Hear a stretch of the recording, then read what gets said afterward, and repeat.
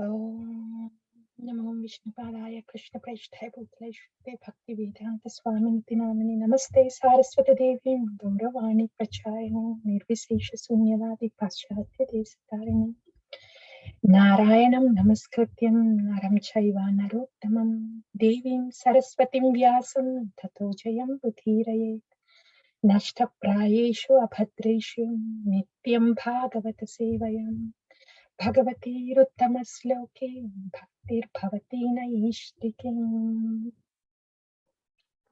Om Namo Bhagavate Vasudevaya. Yes. Can you repeat too? So we're all here together. Om Namo Bhagavate Vasudevaya. Okay, I'm going to recite the sloka one time, and after that the volunteers can do it. Vasudeve Bhagavati Bhakti Yoga Prayojitah Janayati Asu Vairagyam Jnanam Cha Yadahaitukam. I'll break it and then you may repeat after that. Vasudeve Bhagavati Vasudeve Bhagavati Bhakti Yoga Prayojitah Bhakti Yoga Prayojita Janayati Asu Vairagyam Janayati Asu Vairagyam Jnanam Cha Yadahaitukam. Jnanam Cha Yadahaitukam. Yes, please. Now you may go ahead, volunteers. Krishna Mataji, I will. Hari. Yeah. Vasudeve Bhagavati Bhakti Yoga. Oh, Please go ahead. That's good. We'll do repeat. No? Okay, I'll start. Yeah. Vasudeve Bhagavati Vasudeve Bhagavati Bhakti Yoga Prayojitah Bhakti Bhakti Yoga Prayojitah Janayati Asu Vairagyam Janayati Asu Vairagyam Jnanam Cha Yad Ahaitukam. Jnanam Cha Yadahaitukam.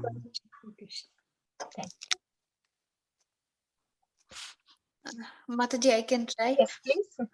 Vasudeve Bhagavati Vasudeve Bhagavati Bhakti Yoga Prayojitah Bhakti Yoga Prayojitah Janyatyashu Vairagyam Janayati Asu Vairagyam Jnanam Cha Yad Hetukam. Jnanam Cha Yadahaitukam. I can try, Mataji. Yes, please. Vasudeve Bhagavati Vasudeve Bhagavati Bhakti Yoga Prayojita Bhakti Yoga Prayojitah Janyati Asu Vairagyam Janyati Asu Vairagyam Jnanam Cha Yad Ahitukam. Jnanam Cha Yadahaitukam. Nitai Gunamani Prabhu, that's awesome. That's nice, Prabhu. Very nice.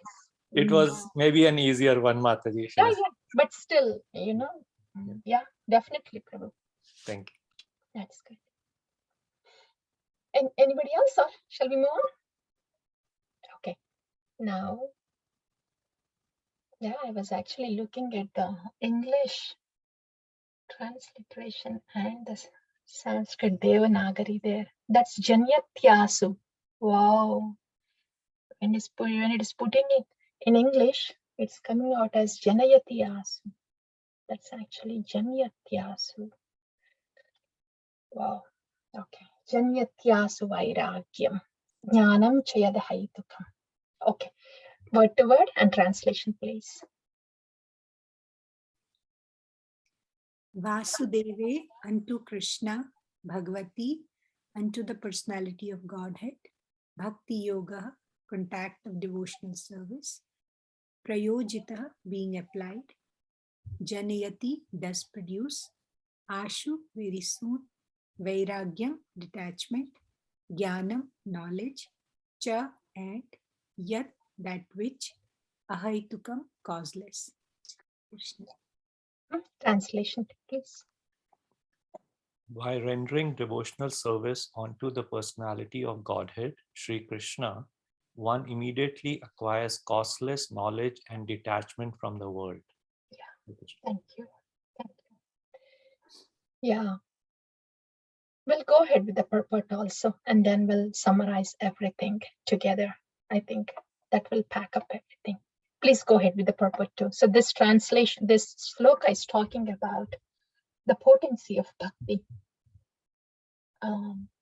When Shaunaka Rishi is responding to the questions of Naimisharanya sages, one of the questions was, what is the Savaipumsan Parodharma? What's the Parodharma of the mankind, supreme occupation?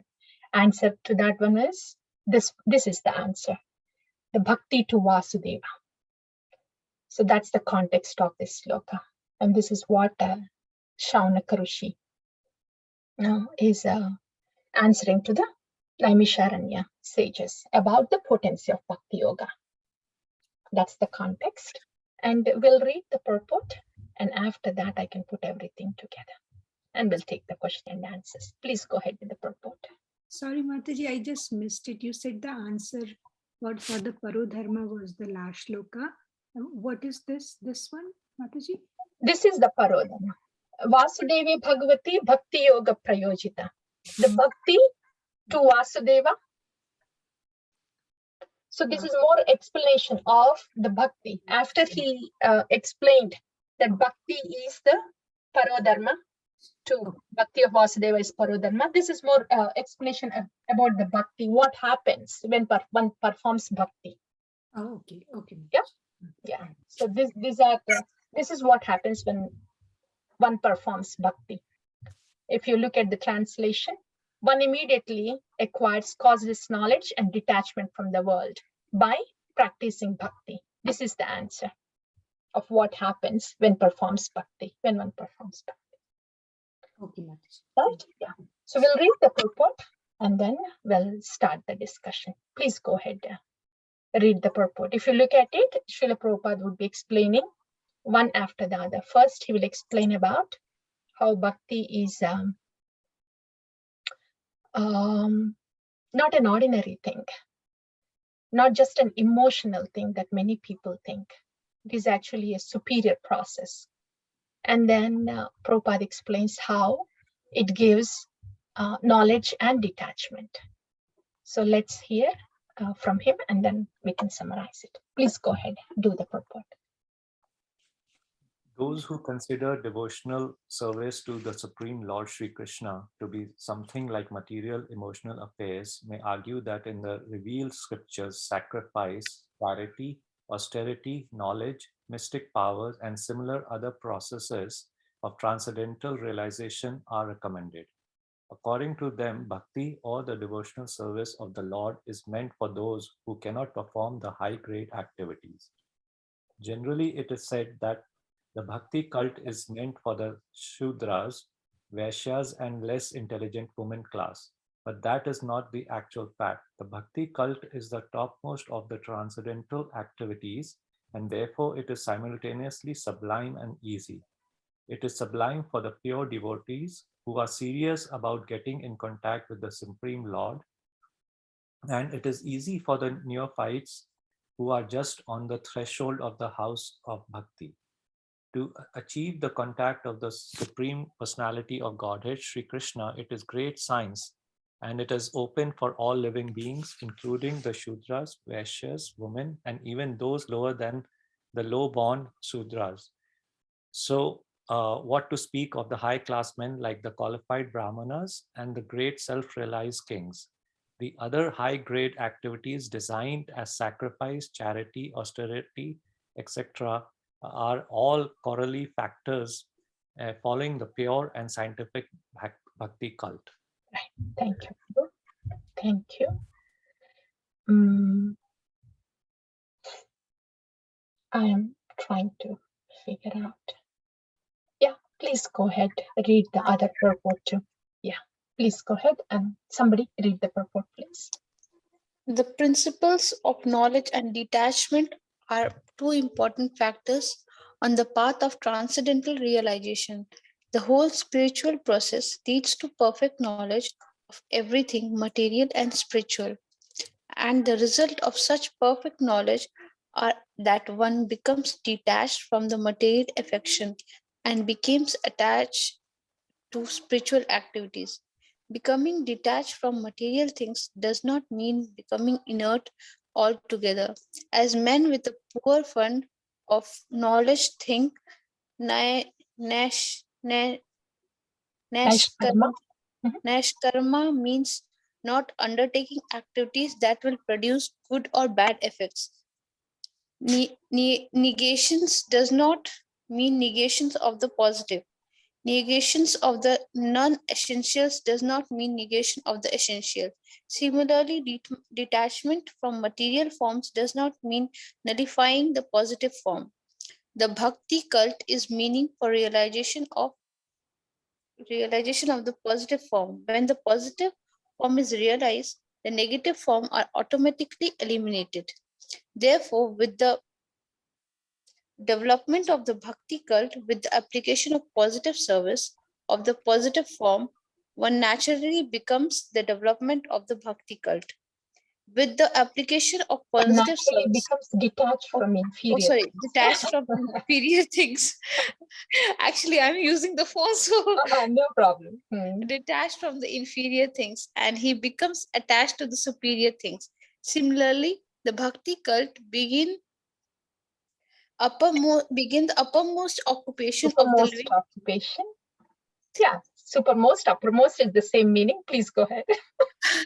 him out of material sense enjoyment. That is the sign of a pure devotee. He is not a fool, nor is he engaged in the inferior energies, nor does he have material values. This is not possible by dry reasoning. It actually happens by the grace of the Almighty. In inclusion, one who is a pure devotee has all other good qualities, namely knowledge, detachment, etc. But one who has only knowledge or detachment is not necessarily well acquainted with the principles of the bhakti cult. Bhakti is the supermost occupation of the human being. Thank you. Thank you, Mataji. Thank you to you all. Mataji very nicely explained. It is Right? Right? Yeah. Now we will dive more into what Srila Prabhupada is saying. Yes, very nicely explained. So, Vasudeve Bhagavati, this Bhagavan, Vasudeva, son of Vasudeva, right? Bhakti Yoga Prayojitaha. Prayojita is applied or done to. When this Bhakti Yoga is performed, to this Bhagavan Vasudeva, what happens? Janyati, arises. From that Bhakti Yoga arises Ashu. Very soon, please note this. Ishvara Sadhyo Hrudi Avarudyate. Sadhyo, very soon. Bhagavatam says very soon. Very soon, what happens when somebody performs the Bhakti Yoga process? Janyati, this Bhakti Yoga gives rise to Vairagyam, detachment. Udasina, Vairagyam, detachment. Detachment to anything external, material, and Jnanam, the knowledge. Cha yad ahaitukam. So this Vairagyam, detachment, and the knowledge, they just come out in a causeless fashion, in an automatic fashion, without a huge separate effort, as the jnanis do for obtaining jnanam, And as the jnanis actively try to get detached in the world, they actively do it to get detached in the world and to get knowledge of the absolute truth. They put a lot of effort. But here in Bhakti Yoga, by simply taking up the process of Bhakti Yoga, the Jnanam and Vairagyam, they automatically come. What does that mean? They automatically come. Bhakti Yoga is performed to please the Supreme Lord. So the goal is set here for Bhakti Yoga, for the Bhagavan Vasudeva, right? And in this process, when this Bhakti Yoga is performed under guidance, under shelter, all they need to know in the beginning is that we are part and parcel of Krishna, and our supreme occupation or our dharma is to perform devotional service to Krishna or reciprocate with Bhagavan. So when a pure devotee or Sharanagata Bhakta gives this minimal knowledge to somebody, and if they are interested and take up the process of bhakti just with this minimal knowledge, they may not be knowing extensive knowledge about the Vedas or scriptures and the 24 different elements that are discussed in Sankhya Yoga and the Shat Chakra explained in the Ashtanga Yoga and all these details of the knowledge. A person may not be knowing. All he or she would know is, okay, this Mahajana is here, this Sadhu is here, and he's saying that Krishna is the Supreme Personality of Godhead, and he's actually speaking from the Shastra. So Shastra is saying Krishna is the Personality of Godhead, and here is the Sadhu who is repeating the same words, and here is the Sadhu who is guiding me in the spiritual path. So I will take up this process of Bhakti Yoga. I will ask what I need to do on a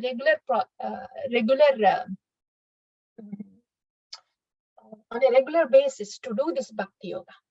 So like that, I will take up this process of sadhana bhakti, and under the guidance of this Shuddha Bhakta, I will be able to enter into the further stages of bhakti, and he will be able to take me back home, back to Godhead. Bas itna hi. Minimal knowledge and the faith in the pure devotee that is guiding in the bhakti process. That's all. That's all bhakti needs. That is why it is a simple one. And that's why Srila Prabhupada is saying that it is an easy process. But if you have to take up Ashtanga Yoga or Jnana Yoga, there are so many requisites that one would need, even to start the process. Forget about getting the perfection in this process. So when compared to Ashtanga and Bhakti Yoga, Ashtanga, Bhakti and Jnana, that's why Bhakti is easy. You just take shelter or guidance of a pure devotee and start the process of sadhana bhakti, and everything else unfolds on its own. What does that mean? When one takes up the process of sadhana bhakti under the guidance of a pure devotee's instruction, all that is said in Shastra, in Bhagavad Gita, Bhagavatam, see for example, in Bhagavad Gita, it said, Mamaivamse jiva loke jiva bhuta sanatana. Manashastrani indriyani prakritistani karshat. Right? So when a sadhaka is doing the process of bhakti, she would realize, oh, this is what Bhagavan is saying in Bhagavad Gita. This manas is so difficult to, mind is very difficult to control or overcome.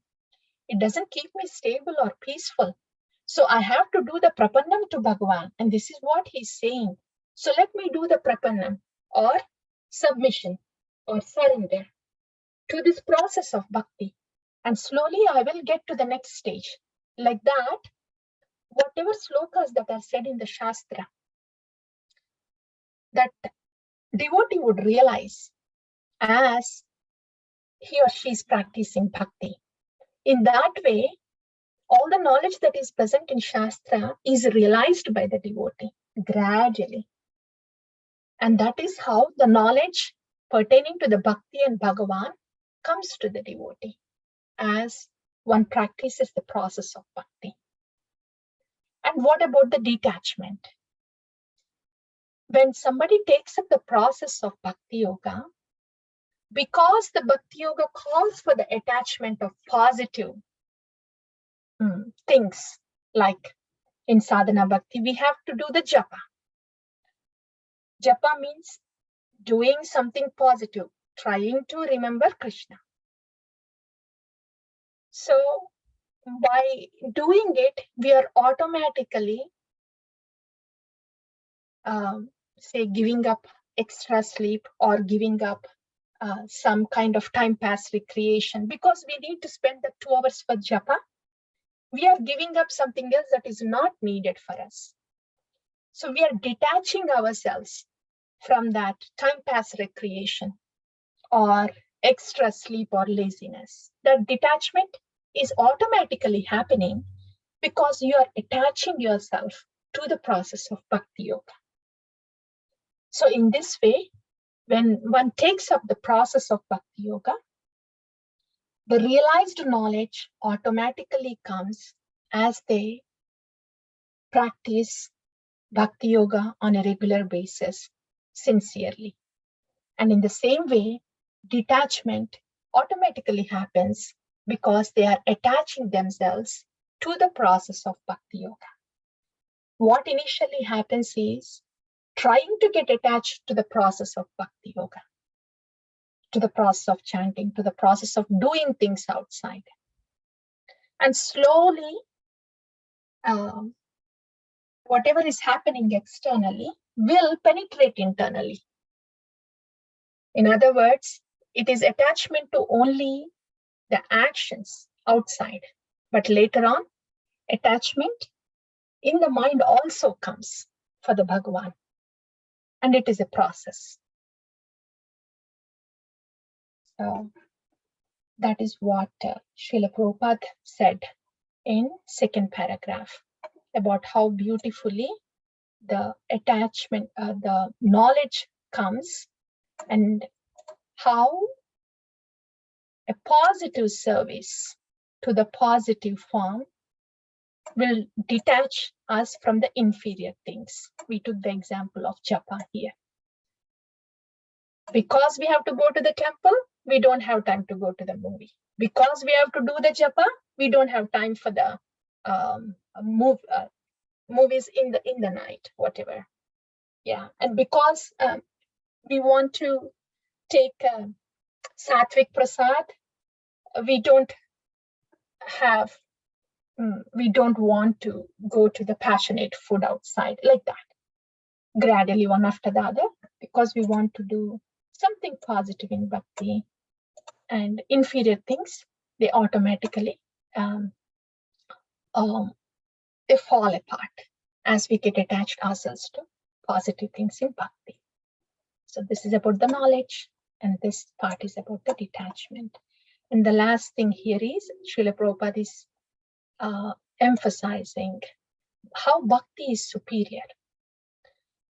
Because sometimes it is considered that bhakti is just an emotional thing, whereas jnana and yoga are high-class things, high-class transcendental things. But it may be so only for those who practice it superficially. But even then, if the practitioner comes in touch with a pure devotee, then they can get deeper. They can know the tattva jnana also. But bhakti is superior to jnana and Paramatma. Why is it like that? In bhakti, the goal is Bhagavan, reciprocation with Bhagavan. In jnana, the goal is to just simply merge in the Brahman, which is the light of Bhagavan. We are not even going to the Bhagavan. We are not even reciprocating with Bhagavan. And in Ashtanga Yoga, the goal is to just acknowledge that Lord has a form, but we are not reciprocating with him. In bhakti, we are reciprocating with Bhagavan. So Paramatma realization. Ashtanga Yoga is better than Jnana Yoga. Jnana is just merging. But even better than that is at least acknowledging that God has a form, which is Ashtanga Yoga. But even better than that is start reciprocating with that form of the Lord. So in that way, Bhakti is superior than Ashtanga Yoga and Jnana Yoga. And what to speak of these things here? Sacrifice, charity, austerity, etc. Why does anybody do this? This is just to increase their piety. Why does anybody do sacrifice or charity? So their good karma can come back and they can enjoy materially in the later part of the life or next life. Or why does somebody do some austerity? Maybe for some liberation also. So taking any of these things, the goal is either to have a better life in this material world or to get rid of this material world and get into liberation. That is all it can take us to. But bhakti can take us beyond all these things, beyond this material, temporary material enjoyment, gives permanent material enjoyment in the world of Bhagavan.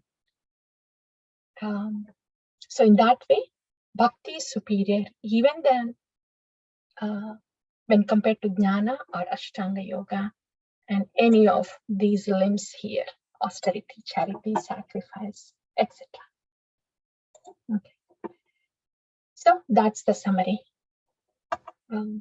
Detachment and bhakti are the natural byproducts.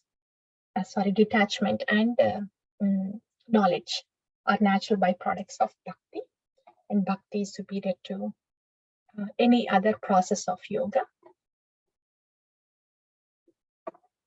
Yeah, and we discuss them in detail. I'm going to pause here, take reflections or questions for 5 minutes, and then we can go on.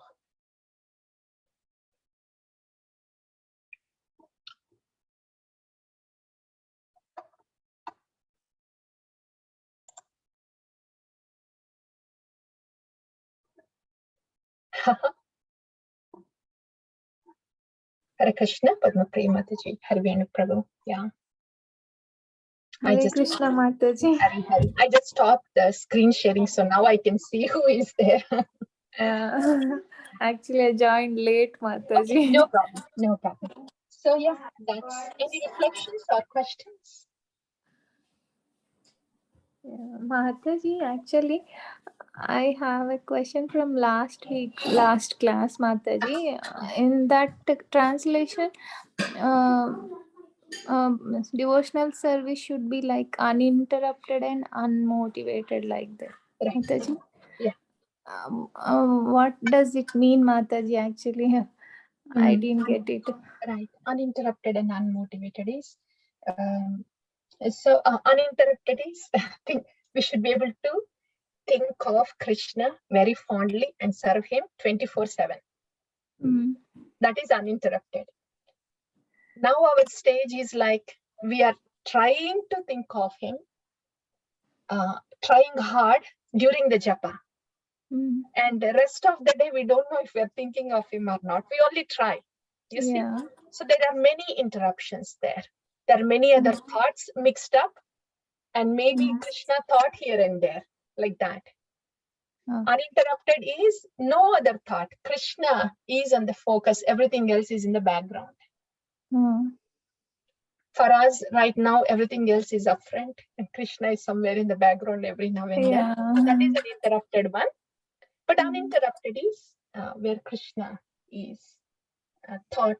We are thinking of Krishna throughout the day, seeing everything in relevance to Krishna, everything as Krishna's arrangement, and trying to do everything in a way that pleases to Krishna, like that. That is uninterrupted. Pure devotees, they see everything as Krishna's arrangement. So they are not shaken up even when the disturbances come or when they have success, so-called material success. Because they take everything as equal, the success or the difficulty as Krishna's arrangement. And wherever they see, whoever they see, they just see. everything and everyone in relationship to Krishna and are always in the service mood. That's why they can do uninterruptedly reciprocate with Krishna, because they can see Krishna everywhere, everyone, at all times, and take everything as Krishna's arrangement. That's uninterrupted. And unmotivated is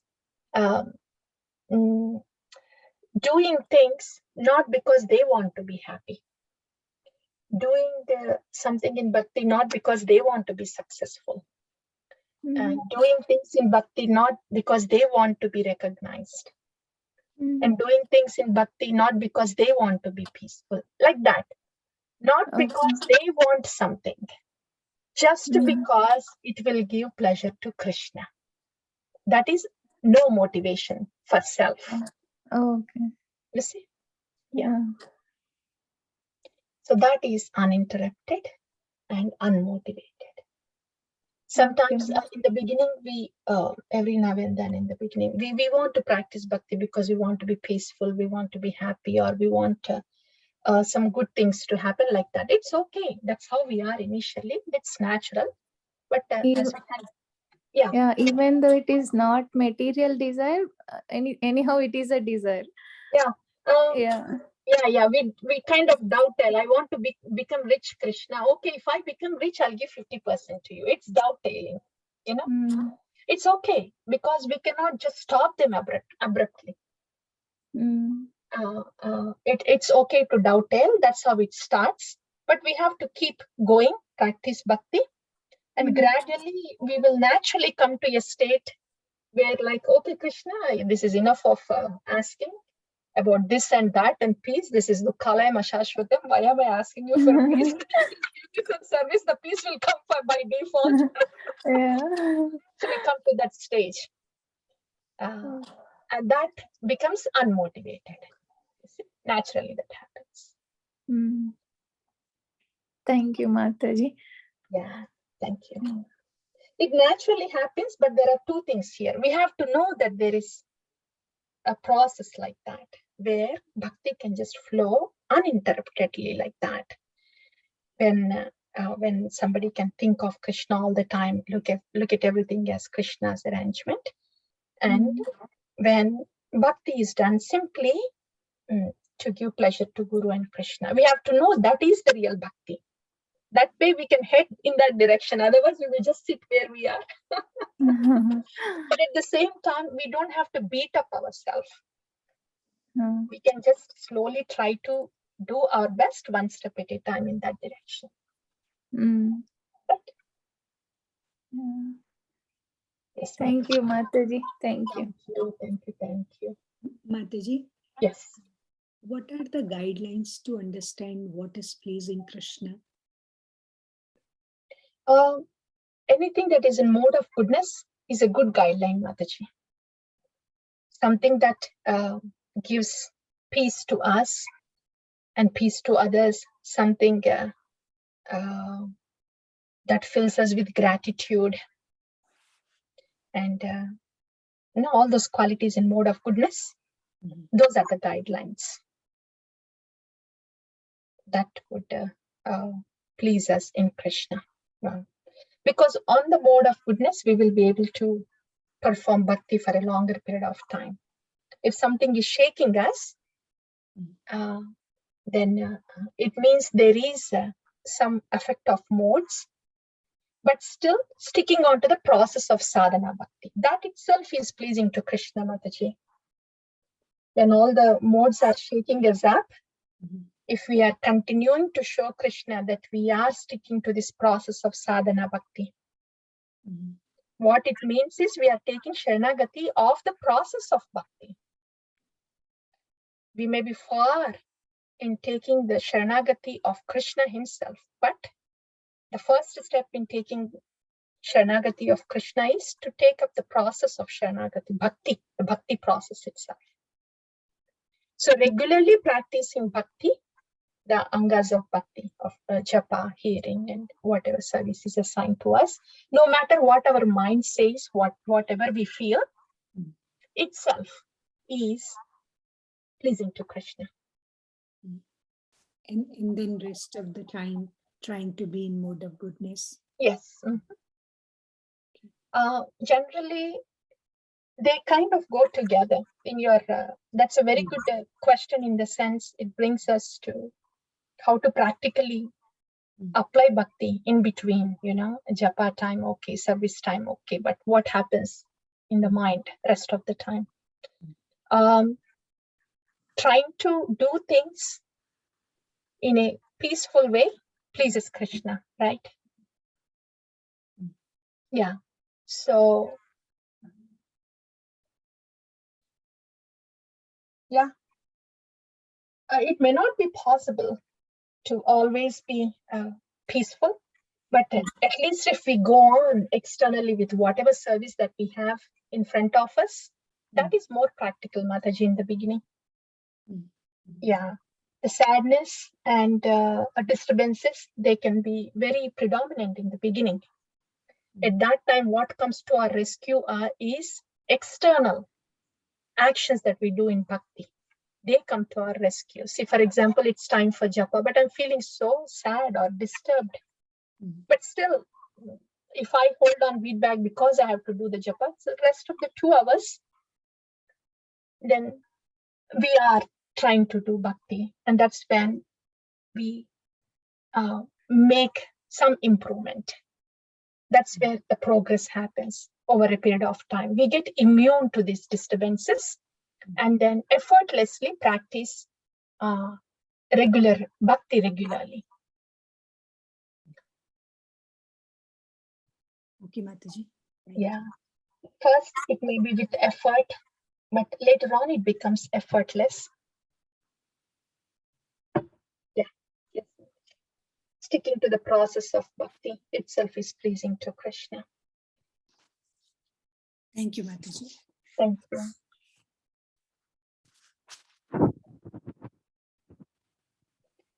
Yes. Yeah. Shall we move on to the Acharya Bhajan?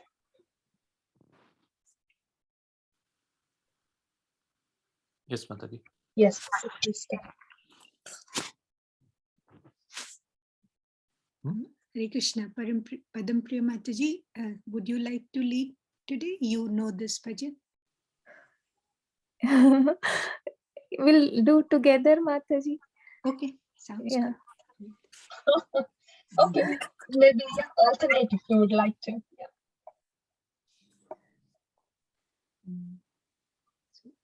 Today's bhajan is from Narottam Das Thakur from the book Prarthana. Vrindavana Ramya Divya Ratna Mandira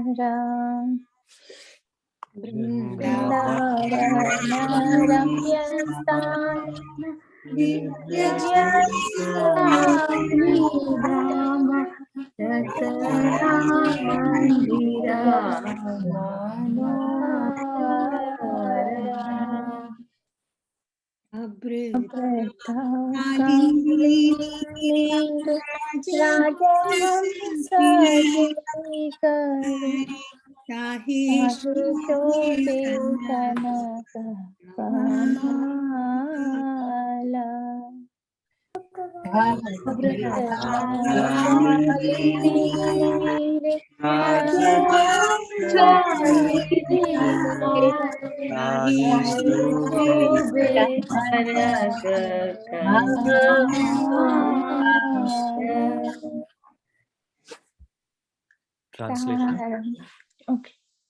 Beautiful Vrindavan is filled with Chintamani gems and many jewel palaces and temples. Many regal swans play in the waters of the Yamuna, and in those waters a splendid golden lotus flowers grows.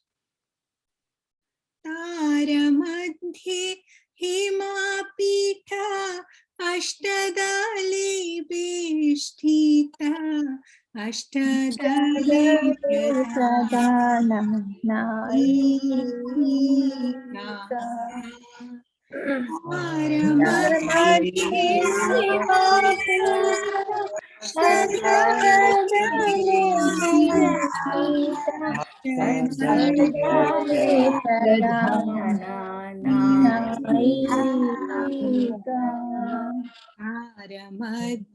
रत्नासने वशिया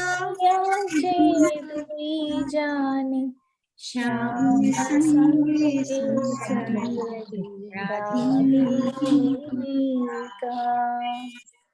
In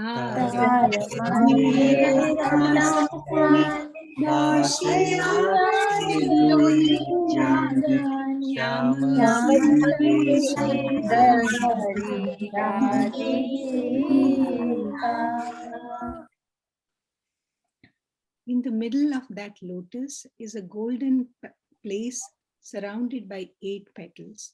On these 8 petals, the 8 principal gopis reside. And in the center, Lord Shyamasundar and beautiful Srimati Radharani sit on a jewel throne. O Rupa Lavanya Rashi Amiya Pariche Kashi Hasya Parihasa Sambhashani O Rupa Lavanya Rashi Amiya Pariche Kashi Asya Parihasa Sambhashani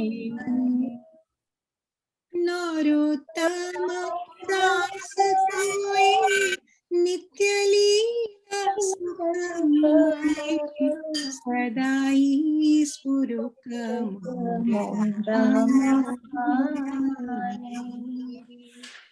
Narottama Das Koi Nitya Leela Sukhamai Sadai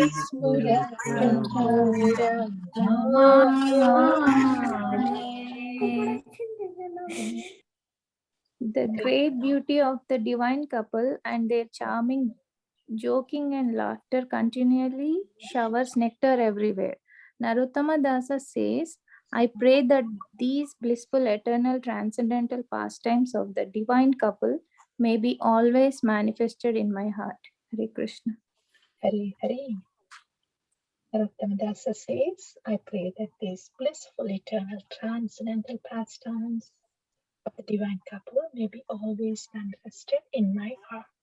Yeah. Thank you. Thank you all. And Josna Devi Mataji, just wanted to add a little to that answer. Continuing sadhana bhakti, but with introspection and making the necessary changes. I guess we have to add that. With introspection and making necessary changes. Externally practicing the bhakti, internally introspecting and making the necessary changes. Huh? Okay, Mataji. Yes, deal. And we can talk more about that. Okay, Mataji. Yes, sounds good. Thank you. All right, Shri Radha Govinda Deva ki jai, Shri Narottama Das Thakur Mahasaya ki jai, Srimad Bhagavatam ki jai, Shri Prabhupada ki jai, Ananta Koti Vaishnava Vrinda ki jai. Hare Hare, Hare Krishna. Hare Krishna. Hare Krishna.